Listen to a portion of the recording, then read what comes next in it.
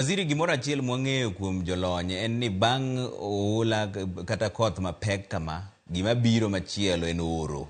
Nikech cham okethore e puodho, jamni mek ji otho, ji dhi bedo gi kech. Osechako pango wachno sani. Koso mano be pod urito kosechope ka koro ichako tuthni kode. Gima nyaka watim en ni department wa mar agriculture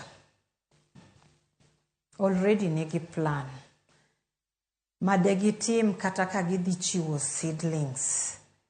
Mano gima sani gisechako wacho. Adier wago mos ne jogwa nikech nyocha gise komo, nyocha osechaka, puothe nyocha osechako dhi maber to koro dhi. To mar ariyo, wach partners wa be pod waloso go, to kod national government be pod nyaka watudrego mondo okonywa e yoregi. Koro department mar agriculture gis loso mano, they are handling it.